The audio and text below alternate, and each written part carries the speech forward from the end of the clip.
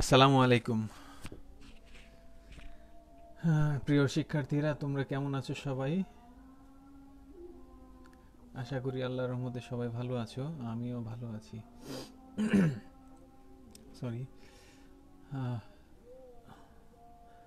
তো আজ 1টা থেকে 1:45 পর্যন্ত কেমিস্ট্রি ক্লাস। এই ক্লাসে আমি তোমাদের সঙ্গে আছি। আমাদের রুটিন অনুযায়ী আজকে আমাদের কেমিস্ট্রি ক্লাস আছে, এবং তোমরা হয়তো একটা নোটিশ দেখেছো যে আমাদের 27 তারিখ পর্যন্ত হচ্ছে অনলাইন কার্যক্রম চলবে। 27 তারিখের পর থেকে 26 তারিখ পর্যন্ত, 27 তারিখ থেকে অনলাইন কার্যক্রম স্থগিত থাকবে। তো সেই হিসেবে আমাদের আজকের ক্লাসই শেষ ক্লাস তোমাদের সঙ্গে আমার। আর তোমরা জানো আমাদের অনলাইন ক্লাসের ক্ষেত্রে যারা ক্লাস দেখছো বা ক্লাস করছো, তারা নিচে কমেন্টে তোমাদের রোল নাম্বার লিখে কমেন্ট করার কথা। যারা আছো তারা রোল নাম্বার কমেন্ট করে দাও, ঠিক আছে? যারা পরে যুক্ত হবে তারা অবশ্যই কমেন্ট করবে। তোমরা জানো এটা নোটিশ আকারে তোমাদের জানানো হয়েছে। তো আমরা গত ক্লাসে প্রদীপ দেব গুড দিন শুধু, গত ক্লাসে আমরা চতুর্থ অধ্যায় শুরু করেছি, দ্বিতীয় পত্রের চতুর্থ অধ্যায় শুরু করেছি। আমাদের তৃতীয় অধ্যায় শেষ হয়ে গেছে। চতুর্থ অধ্যায়ের এটা দ্বিতীয় ক্লাস, এবং আমরা গত ক্লাসে দ্বিতীয় পত্রের চতুর্থ অধ্যায়ের প্রথম একটা লেকচার দিয়েছি। লেকচারটা ছিল শুরুতে কিছু জ্ঞান বিষয়ক কথা, জ্ঞানমূলক কথা, যেগুলো আমরা ক্লাসে আগেও একটু জেনেছি। তো আমরা আজকে গত ক্লাসের পড়াগুলো নিশ্চয়ই তোমরা আয়ত্ত করেছো। সংজ্ঞাগুলো মুখস্থ করা উচিত, কারণ সংজ্ঞাগুলো থেকে জ্ঞানমূলক প্রশ্ন আসে। এবং এখানে একটা ছোট্ট একটা প্রশ্ন ছিল, ছোট্ট একটা প্রশ্ন না, ছোট্ট একটা সমীকরণ ছিল, ল্যামডা সমান 1000 কাপ্পা বাই সি। হ্যাঁ, 1000 কাপ্পা বাই সি। এখানে স্পেসিফিক কন্ডাক্টেন্স, তারপরে হচ্ছে গিয়ে গ্রামের পরিমাণ সহকারে একটা গাণিতিক ছিল। তোমরা এটা সমাধান, এটা নিয়ে গাণিতিক তেমন একটা আসে না, কিন্তু তোমরা নিজেরা বাসায় প্র্যাকটিস করলে এমসিকিউ জানা থাকলেও ভালো হবে, ঠিক আছে? তো আজকের ক্লাসে আমরা ফ্যারাডের প্রথম সূত্র, তড়িৎ বিশ্লেষণ বিষয়ক, এটা নিয়ে আলোচনা করব। তো আমি খাতা কলমে চলে যাচ্ছি, এর জন্য একটু সময় লাগবে। হ্যাঁ, তোমরা যারা যুক্ত হচ্ছ তোমরা অবশ্যই রোল নাম্বার কমেন্টে দিয়ে দিবে।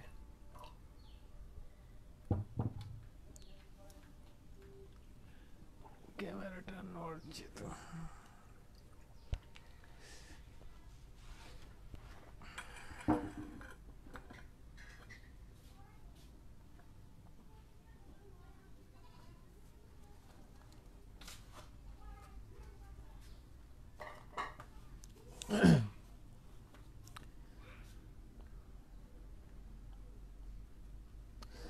আচ্ছা, আমরা আজকে যা পড়ব, ফ্যারাডের তড়িৎ বিশ্লেষণের সূত্রগুলো পড়ব আগে।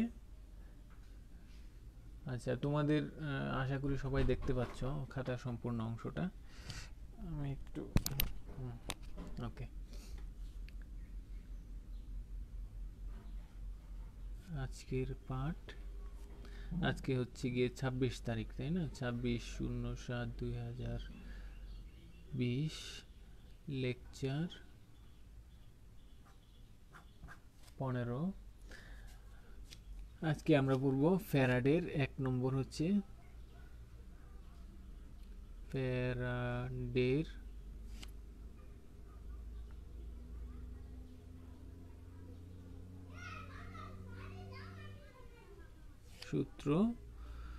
সূত্র দুইটা আছে, দুইটাই আমরা পড়ব। এবং এরপর হচ্ছে গিয়ে গাণিতিক।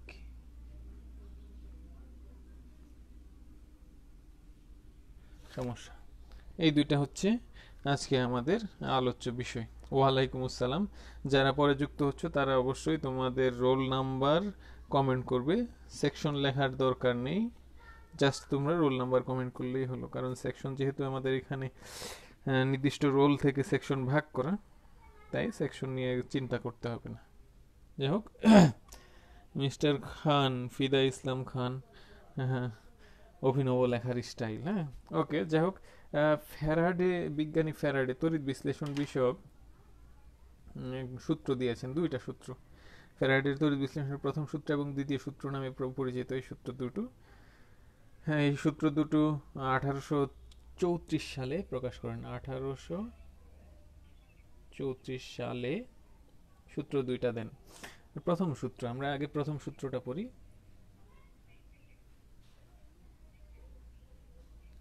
আমাদের প্রথম সূত্রটা হচ্ছে তড়িৎ বিশ্লেষণের চার্জের পরিমাণ বিষয়ক। আমরা তড়িৎ বিশ্লেষণ কি এই বিষয়টা আমরা জানি। ওয়ালাইকুম আসসালাম ফাহমিদা নাসরিন প্রতিভা, ওয়ালাইকুম আসসালাম। যারা সালাম দিয়েছে সবার উত্তর নিয়ে নিয়েছি, হ্যাঁ, ওকে। আমাদের ফ্যারাডে যে তড়িৎ বিশ্লেষণটা কি আমাদের জানা আছে, তাই না? যখন আমরা কোনো বিগলিত বা দ্রবীভূত দ্রবণের মধ্যে দিয়ে ইলেকট্রোড প্রবেশ করাই, অ্যানোড এবং ক্যাথোড প্রবেশ করাই এবং এদের মধ্যে বিদ্যুৎ চালনা করি, তখন আমাদের যে দ্রবণটা রয়েছে তড়িৎ বিশ্লেষণ দ্রবণ, এই দ্রবণের মধ্যে রাসায়নিক বিক্রিয়া সংঘটিত হয় এবং অ্যানোড এবং ক্যাথোডে রাসায়নিক বিক্রিয়া ঘটে, যেটাতে ক্যাথোডে কিছু পদার্থ সঞ্চিত হয়, অ্যানোডেও কিছু পদার্থ সঞ্চিতও হতে পারে, দ্রবীভূতও হতে পারে। এটা যদি উভয়ই গ্যাস হয় তখন দেখা যায় অ্যানোডে গিয়ে গ্যাস উৎপন্ন হয়ে যায়, হ্যাঁ। সরি, আমার গলাতে একটুখানি কাশ আটকা আছে, যার জন্য একটু সমস্যা হচ্ছে।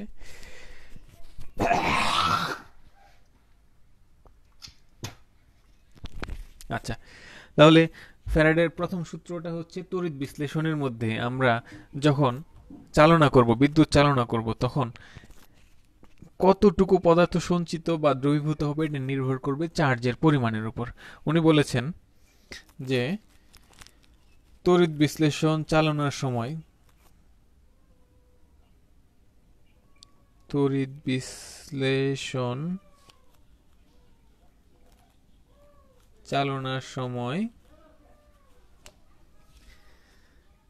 হ্যাঁ, কোনো পদার্থের তড়িৎ বিশ্লেষণের চালনার সময়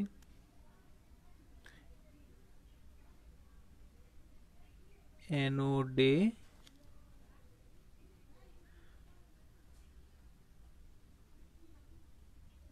দ্রবীভূত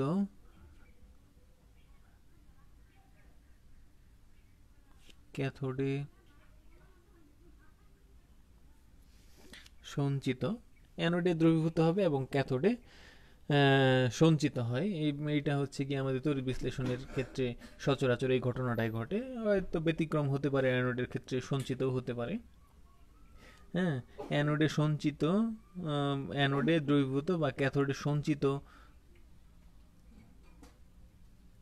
পদার্থের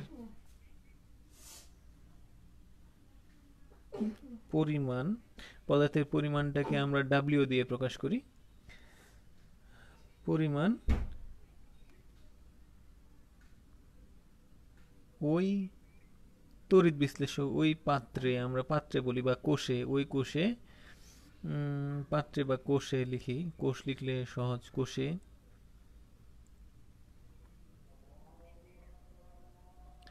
মোট বিদ্যুতের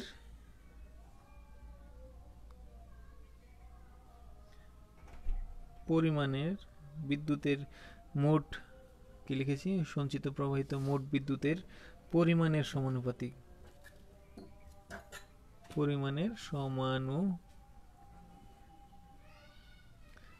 বিদ্যুতের পরিমাণ, এটাকে আমরা যদি কিউ দিয়ে প্রকাশ করি তাহলে আমাদের হচ্ছে গিয়ে তড়িৎ বিশ্লেষণ চালানোর সময় অ্যানোডে দ্রবীভূত হবে অথবা ক্যাথোডে সঞ্চিত হবে যে পরিমাণ পদার্থ, এর পরিমাণ ডাব্লিউ ওই পাত্রে বা কোষে প্রবাহিত মোট বিদ্যুতের পরিমাণ কিউ এর সমানুপাতিক। তাহলে আমরা লিখতে পারি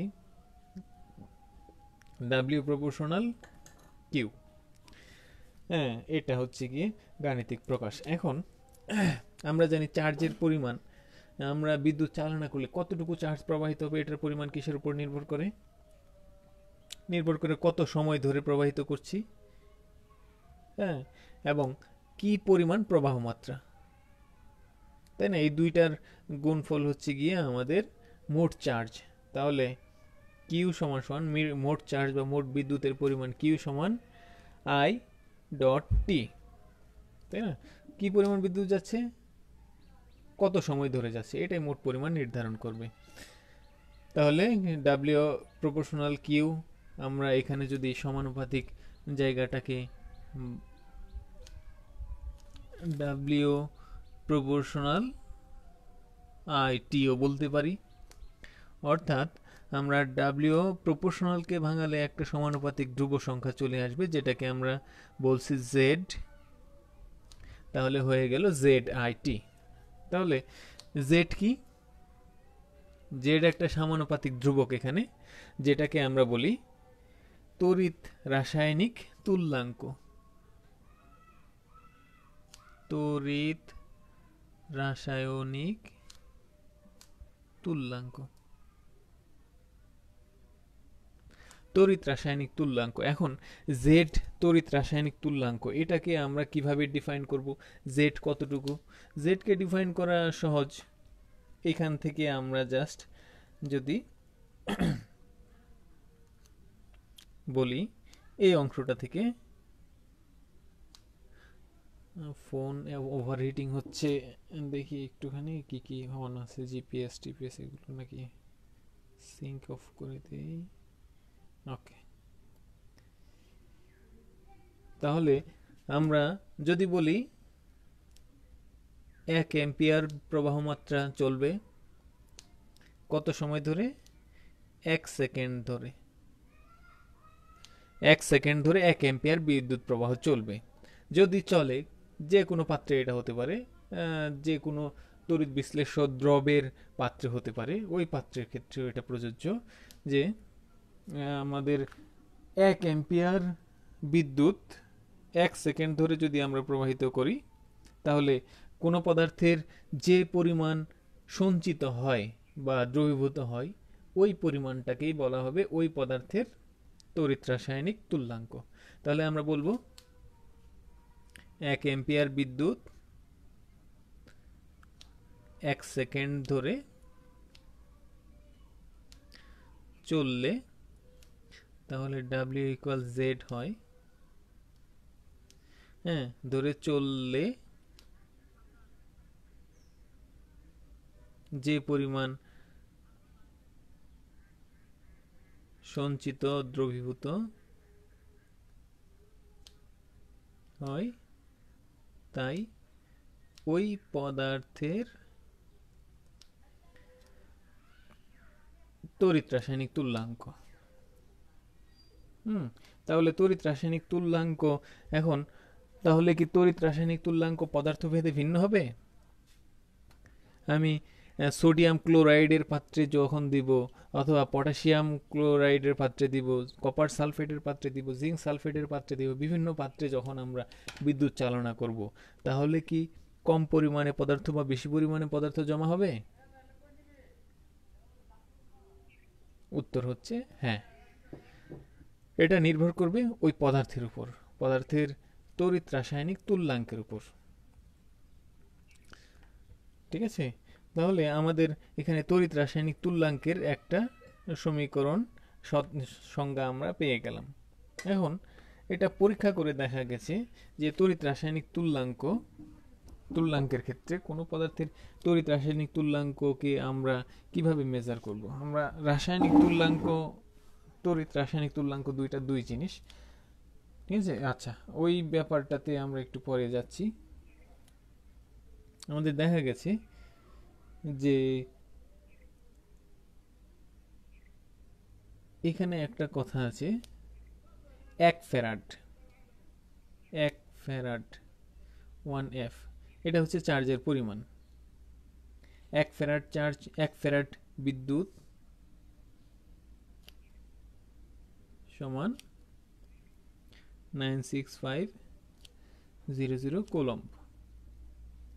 এতটুকু বিদ্যুৎকে আমরা 1 ফ্যারাড বলি। ঠিক আছে?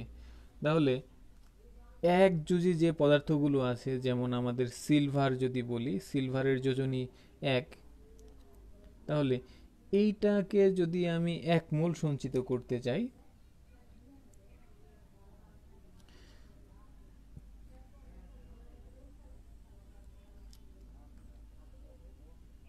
আমরা সিলভারের 1 মোল সঞ্চিত করতে চাই, তাহলে আমাদের বিদ্যুৎ লাগবে 1 ফ্যারাড। ঠিক আছে, আমরা কপার যদি সঞ্চিত করতে যাই, কপারের যোজনী 2 যেটা আছে, বিদ্যুৎ লাগবে হচ্ছে 2 ফ্যারাড। আমরা অ্যালুমিনিয়াম সঞ্চিত করতে যাই, অ্যালুমিনিয়াম ধাতু আমরা জানি যদি বিদ্যুৎ প্রবাহ চালনা করা হয় এই সকল ধাতুগুলো ক্যাথোডে জমা হয়। হ্যাঁ, তাহলে ক্যাথোডে কতটুকু জমা হবে? আমরা 1 মোল জমা করতে চাই এই পদার্থের 1 মোল। এই পদার্থের 1 মোল মানে অ্যালুমিনিয়ামের ক্ষেত্রে 27, কপারের ক্ষেত্রে 63.5 গ্রাম, তাই না? সিলভারের ক্ষেত্রে 108 গ্রাম। তাহলে এতটুকু পরিমাণ সঞ্চিত করতে গেলে আমাদের বিদ্যুৎ লাগবে হচ্ছে গিয়ে এর চার্জ যত তত ফ্যারাড বিদ্যুৎ লাগবে। ঠিক আছে, তাহলে ফ্যারাড বিষয়ক কথা গেল। এখন আমাদের 1 ফ্যারাড বিদ্যুৎ মানে কিন্তু 1 মোল ইলেকট্রনের চার্জকে প্রকাশ করি আমরা। 1 ফ্যারাড বিদ্যুৎ সমান 1 মোল ইলেকট্রন। দেখো এখানে চার্জ কত? Single positive charge. তাহলে এখানে যদি আমি বলি 1 মোল, সবাই নিশ্চয়ই খাতায় দেখতে পাচ্ছ, আমি ক্যামেরার দিকে দেখছিলাম না।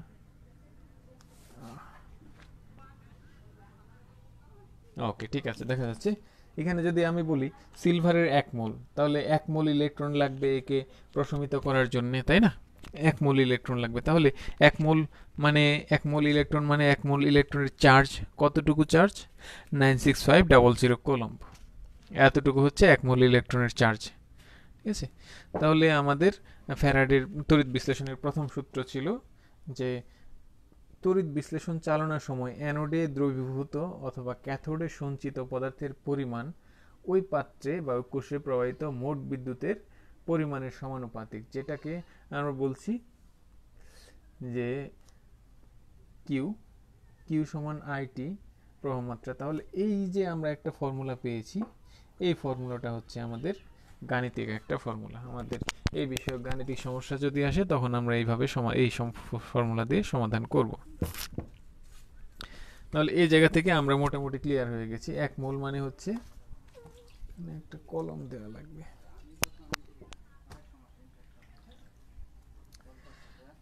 এখানে কত গ্রাম সিলভার? 108 গ্রাম।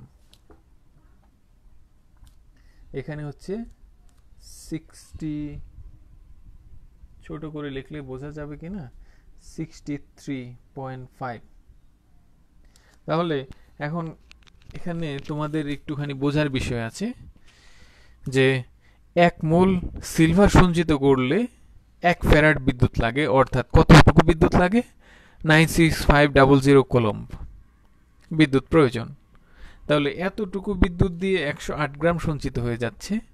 আবার দ্বিগুণ পরিমাণ বিদ্যুৎ দিয়ে আমাদের মাত্র সঞ্চিত হচ্ছে 63.5। এর চেয়েও আরো 3 গুণ বিদ্যুৎ ব্যবহার করে আমরা পাচ্ছি মাত্র 27 গ্রামের মতো, ঠিক না? তাহলে এখানে কথা হচ্ছে আমরা কতটুকু পদার্থ সঞ্চিত হবে এটা নির্ভর করছে কার উপর? এটা নির্ভর করছে যে পদার্থ সঞ্চিত করছি তার উপর, এই পদার্থটা কিরকম চার্জের তার উপর। ঠিক আছে, এটা কিন্তু 1 মোল করলেই বেশি পরিমাণে জমবে, 2 মোল করলে কম পরিমাণে জমবে, 3 মোল করলে আরো কম জমবে, এটা না কিন্তু। ঠিক আছে, আমরা যদি আয়রনের কথা চিন্তা করি বা জিঙ্কের কথা চিন্তা করি, জিঙ্কের 2 মোল সঞ্চিত করলে আমাদের জিঙ্কের যে পারমাণবিক ভর আছে 65.41, তাহলে ওই ক্ষেত্রে কিন্তু 2 ফ্যারাড বিদ্যুৎ দিয়ে আমরা 65.41 গ্রাম সঞ্চিত করতে পারবো। ঠিক আছে, তাহলে আমরা এই জায়গা থেকে একটা বিষয় স্পষ্ট হয়েছে নিশ্চয়ই। কোন পদার্থ কতটুকু সঞ্চিত হবে নির্ভর করবে কার উপর? ওই পদার্থের তড়িৎ রাসায়নিক তুল্যাঙ্কের উপর। তড়িৎ রাসায়নিক তুল্যাঙ্ক যার যেমন, কারণ এখানে আমাদের তড়িৎ রাসায়নিক তুল্যাঙ্কটা দেখাই যাচ্ছে গুণ আকারে আছে। তড়িৎ রাসায়নিক তুল্যাঙ্ক যত বেশি হবে সঞ্চিত বা দ্রবীভূত পদার্থের পরিমাণটাও তত বেশি হবে। তড়িৎ রাসায়নিক তুল্যাঙ্ক কম হলে সঞ্চিত দ্রবীভূত পদার্থের পরিমাণটাও কম হবে। এখন তড়িৎ রাসায়নিক তুল্যাঙ্ক কিসের উপর নির্ভর করে? এটা একটু পরে আসি, আমরা ফ্যারাডের দ্বিতীয় সূত্রটা আগে উল্লেখ করি।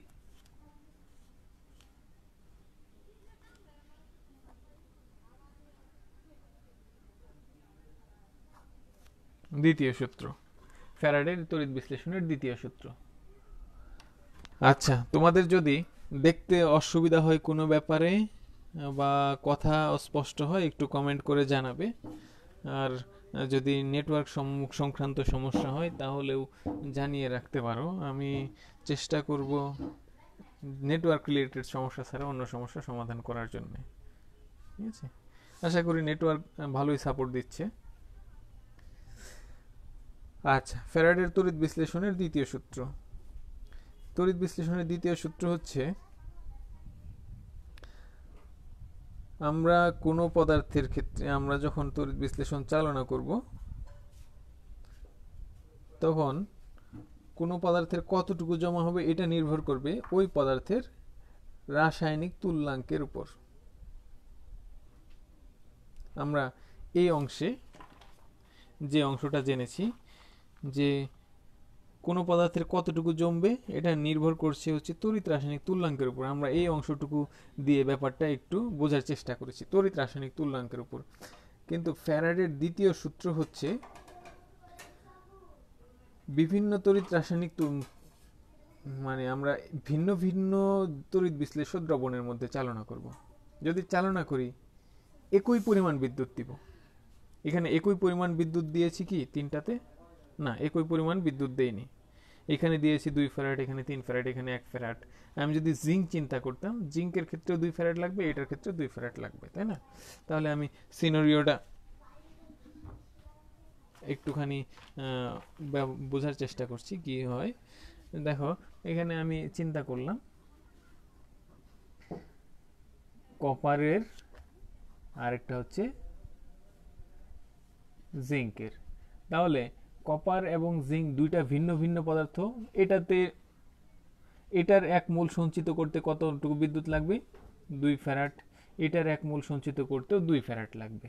এখন কথা হচ্ছে দুইটা আলাদা আলাদা তড়িৎ বিশ্লেষ্য দ্রবণের মধ্যে দিয়ে যখন আমরা বিদ্যুৎ প্রবাহিত করব তখন কি পরিমাণ বিদ্যুৎ সঞ্চিত হবে, কি পরিমাণ পদার্থ সঞ্চিত হবে তা নির্ভর করবে ওই পদার্থের রাসায়নিক তুল্যাঙ্কের উপর।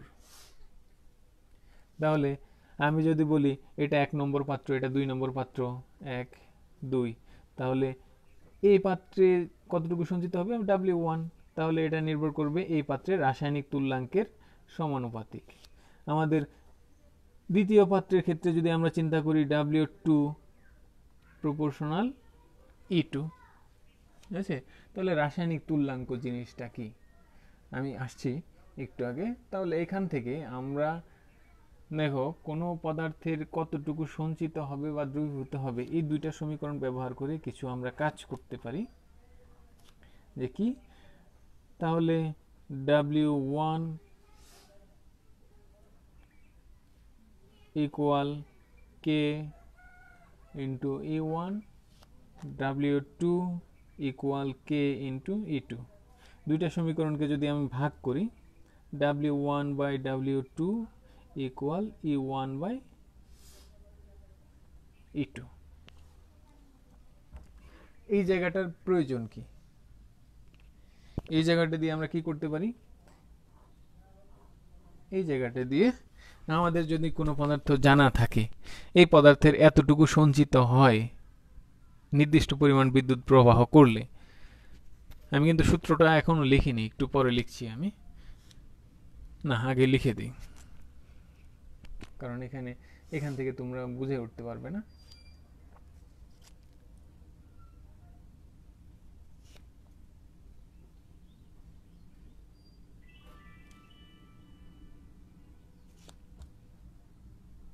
বিভিন্ন তড়িৎ বিশ্লেষ্য দ্রবণের মধ্য দিয়ে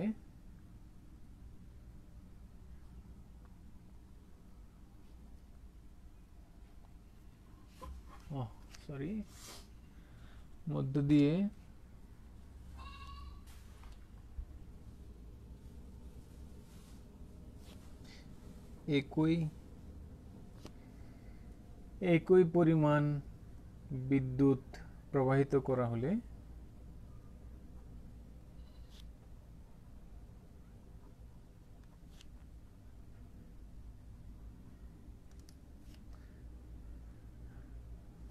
হলে জমাকৃত বা দ্রবীভূত সঞ্চিত বা দ্রবীভূত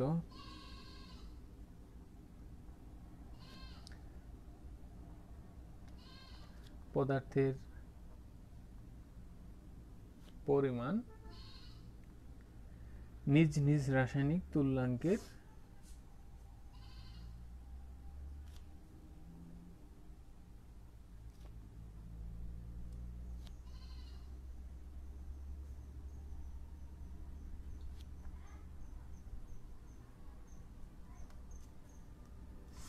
সমানুপাতিক, নিজ নিজ রাসায়নিক তুল্যাঙ্কের সমানুপাতিক। আমরা এই কথাটা উপরে দেখিয়েছি চিত্রের মধ্যে, আগে আমি বর্ণনা করেছি। ভিন্ন ভিন্ন তড়িৎ বিশ্লেষণের মধ্যে একই পরিমাণ বিদ্যুৎ প্রবাহ করব, যেমন এটার ক্ষেত্রে 2 ফ্যারাড বিদ্যুৎ প্রবাহ লেগেছে, তাহলে হবে। এখন আমি কপারেরটা জানি, তাহলে জিঙ্কেরটা কতটুকু সঞ্চিত হবে? জিঙ্কের ক্ষেত্রে আমরা এখান থেকে বের করতে পারবো, জিঙ্কের ক্ষেত্রে এতটুকু সঞ্চিত হবে, ঠিক আছে।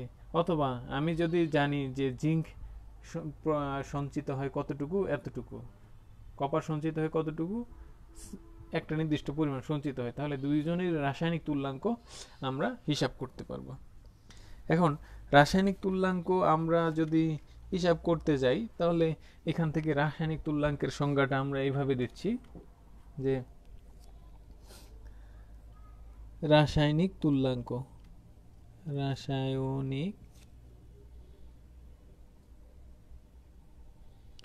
রাসায়নিক তুল্যাঙ্ক ই, এটা আমরা কিভাবে বের করি? রাসায়নিক তুল্যাঙ্ক আমরা বের করি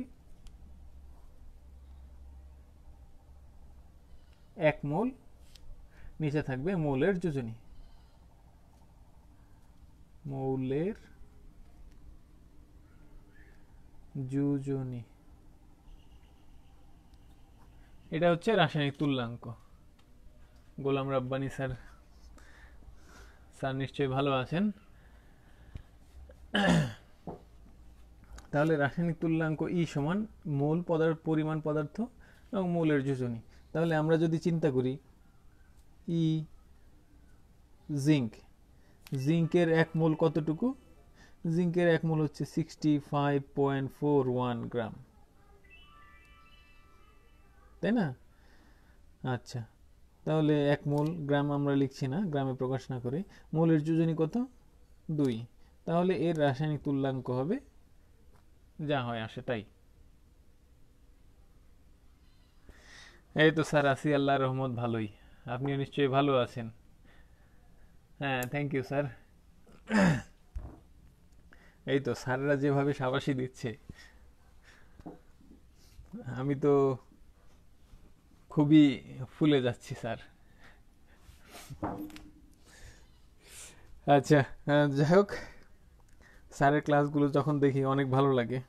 গোলাম রাব্বানী স্যার সেই মজার মানুষ। আচ্ছা স্যার, তাহলে আমি যাচ্ছি জিঙ্কের রাসায়নিক তুল্যাঙ্ক, কপারের রাসায়নিক তুল্যাঙ্ক, কপারের রাসায়নিক তুল্যাঙ্ক 63.5 ডিভাইডেড বাই 2 করলে যা আসে তাই। তাহলে এই হচ্ছে রাসায়নিক তুল্যাঙ্ক। এখন একটা প্রশ্ন হতে পারে, স্যার রাসায়নিক তুল্যাঙ্ক এবং তড়িৎ রাসায়নিক তুল্যাঙ্কের মধ্যে কোনো সম্পর্ক আছে? হ্যাঁ, আছে। রাসায়নিক তুল্যাঙ্ক এবং তড়িৎ রাসায়নিক তুল্যাঙ্ক প্রায় কাছাকাছি, শুধুমাত্র একটা জিনিসের পার্থক্য আছে। একটা জিনিসের পার্থক্যটা কি? একটা জিনিসের পার্থক্য হচ্ছে তড়িৎ রাসায়নিক তুল্যাঙ্ককে আমরা এভাবে মেজার করতে পারি।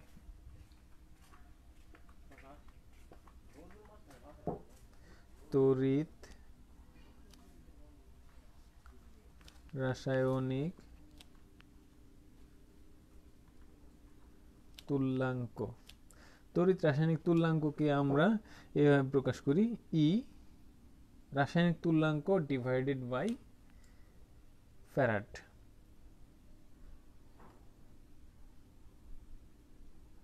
1F বা আমরা লিখতে পারি ই ডিভাইড বাই 96500।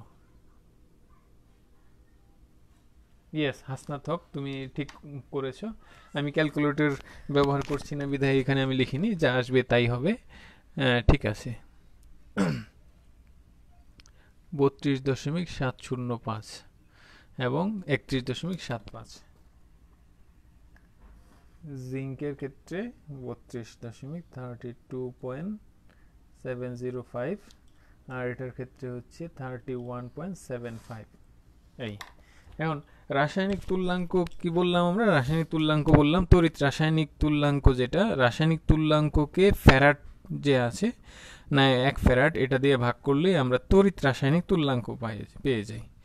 কারণ তড়িৎ যেহেতু বিদ্যুতের সঙ্গে সম্পর্কিত, তাহলে এই জন্যে রাসায়নিক তুল্যাঙ্কের সঙ্গে এই সমীকরণটা এরকম। ঠিক আছে, তাহলে যে কোনো পদার্থের তড়িৎ রাসায়নিক তুল্যাঙ্ক আমরা বের করতে পারবো। যদি বলা হয় যে কপারের তড়িৎ রাসায়নিক তুল্যাঙ্ক তোমরা বের করবে, তোমরা যারা ক্লাস করছো তারা কমেন্টে জানাও যে কপারের তড়িৎ রাসায়নিক তুল্যাঙ্ক কত হবে।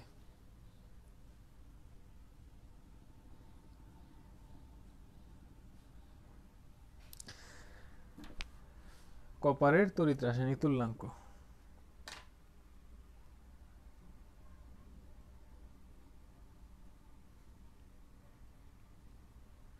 আমি একটু ওয়েট করছি, তোমরা যেন এটা জানাও। হাসনাত হক নিজে করছে। তাহলে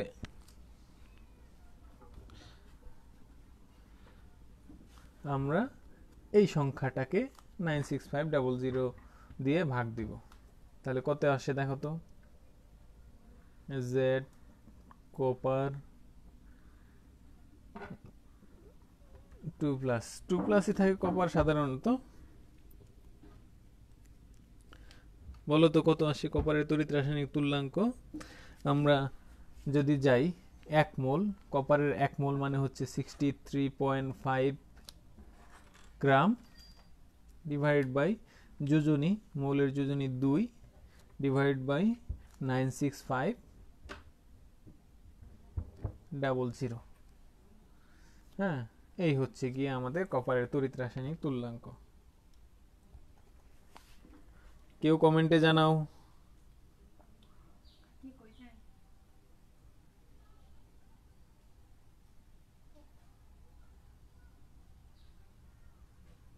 হ্যাঁ, হাসনাত হক করেছো। 3.2901 ইন্টু 10⁻⁻⁴। এককটা কি হবে? এককটা এখান থেকে আমরা দেখি, পারমাণবিক ভরকে আমরা গ্রামে প্রকাশ করলে হচ্ছে গ্রাম, এবং 965 1 ফ্যারাড মানে হচ্ছে 96500 কোলম্ব, তাহলে হচ্ছে গিয়ে এত গ্রাম পার কোলম্ব। গ্রাম পার কোলম্ব তড়িৎ রাসায়নিক তুল্যাঙ্কের একক গ্রাম পার কোলম্ব কপারের ক্ষেত্রে। তাহলে যে কোনো পদার্থের তড়িৎ রাসায়নিক তুল্যাঙ্ক আমরা বের করতে পারবো। ঠিক আছে, তাহলে আমাদের এই একটা ফর্মুলা আমরা পেয়ে গেছি। তাহলে আমরা একটা গাণিতিক সমস্যা সমাধান করব, সহজ একটা গাণিতিক সমস্যা, কতটুকু সঞ্চিত হবে এটাই বের করা। তো তোমরা সবাই নিজেরা করার চেষ্টা করবে, খুবই সহজ গাণিতিক সমস্যা। যেমন আমি বলে দিলাম, কপার সালফেট এর জলীয় দ্রবণে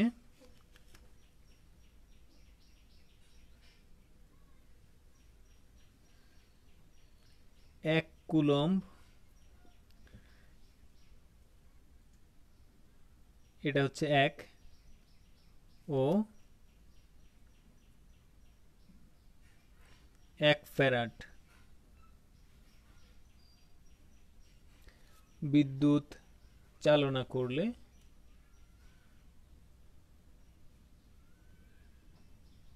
কি পরিমাণ কপার সঞ্চিত হবে।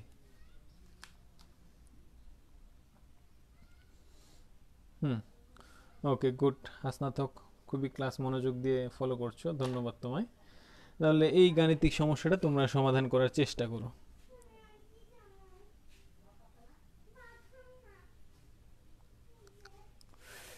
আমরা কিভাবে করব?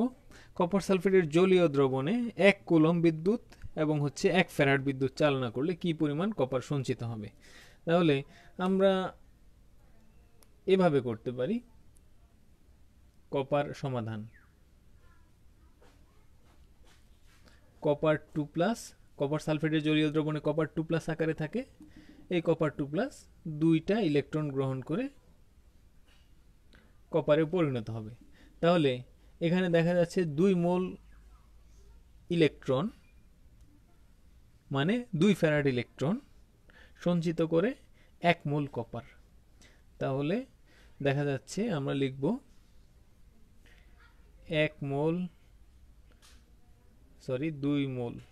2 মোল ইলেকট্রন বা 2 ফ্যারাড চার্জ বিদ্যুৎ, যেটাই লিখি, সঞ্চিত করে কত 63.5 গ্রাম কপার। সো 1 ফ্যারাড চার্জ সঞ্চিত করবে। আমরা আগে সংখ্যাটা পেয়েছিলাম, 2 দিয়ে ভাগ করলে কি হয়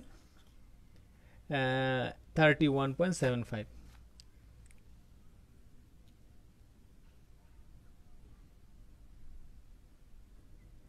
গ্রাম।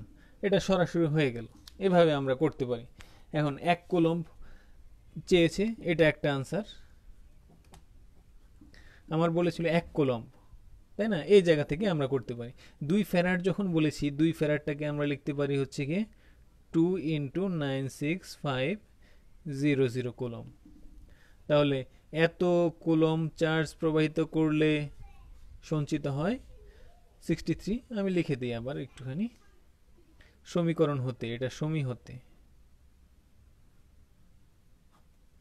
হ্যাঁ, আবার সমীকরণ হতে দ্বিতীয়টার ক্ষেত্রে 1 কুলম্বের জন্য কতটুকু, এটা আমরা করি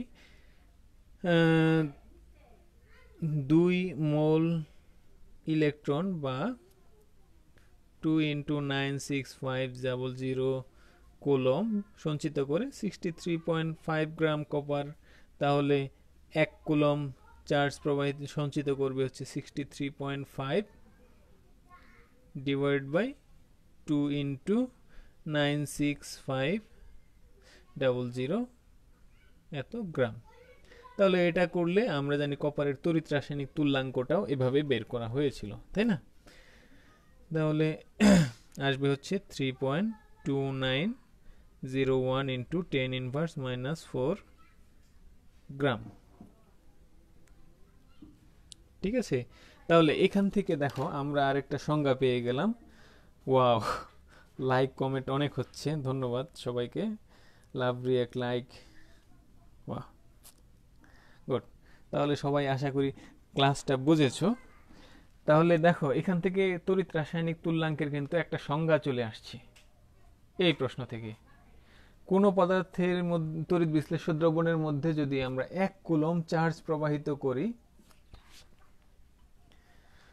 1 কুলম্ব চার্জ প্রবাহিত করি, তাহলে কতটুকু সঞ্চিত হবে? সঞ্চিত হবে তার তড়িৎ রাসায়নিক তুল্যাঙ্কের সমপরিমাণ।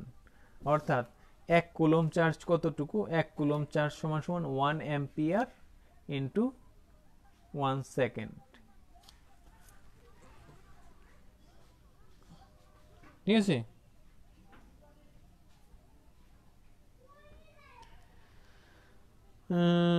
গ্রাম মুনতাসির সি এর জন্য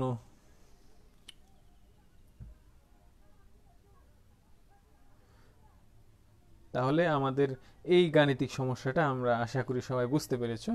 কি পরিমাণ কপার সঞ্চিত হচ্ছে, কতটুকু সঞ্চিত হচ্ছে। ঠিক আছে?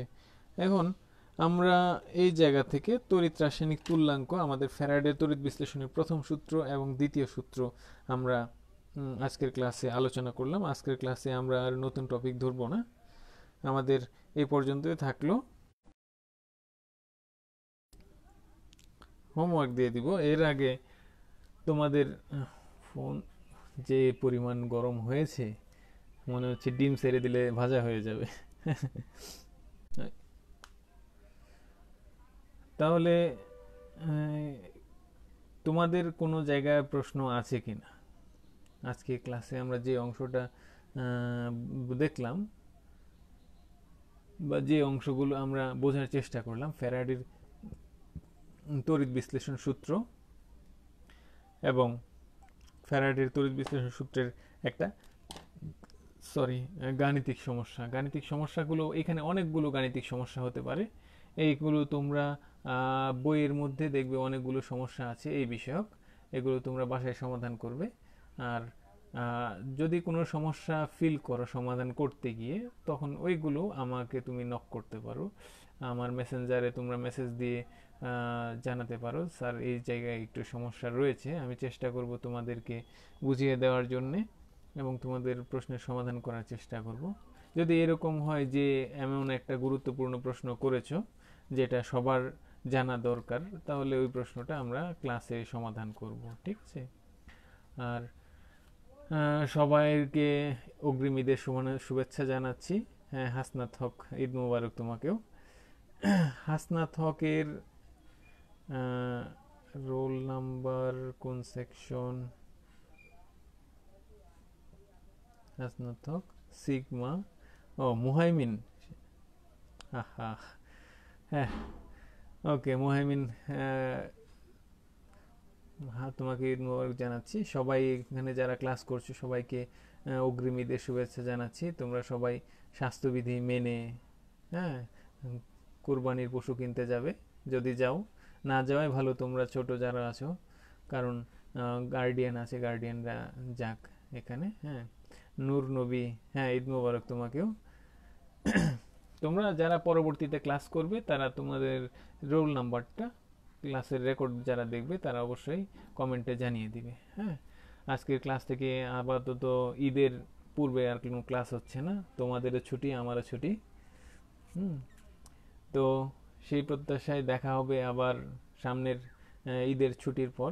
যদি করোনা পরিস্থিতি ভালো হয় তাহলে তো ক্লাসই খুলে দিবে, যদি ভালো হওয়ার সম্ভাবনা বলতে পারছি না কেমন হয়। হ্যাঁ, ঠিক আছে, যদি ভালো না হয় তাহলে আমরা অনলাইনে ক্লাস করব এইভাবেই। তো আজকের ক্লাস এখানে শেষ করছি, তোমাদের সুস্বাস্থ্য কামনা করছি, তোমরা সবাই সাবধানে থাকবে, নিরাপদে থাকবে। মিস্টার খান, ঈদ মোবারক তোমাকেও। তো শেষ করছি, আল্লাহ হাফেজ, সবাই ভালো থাকো।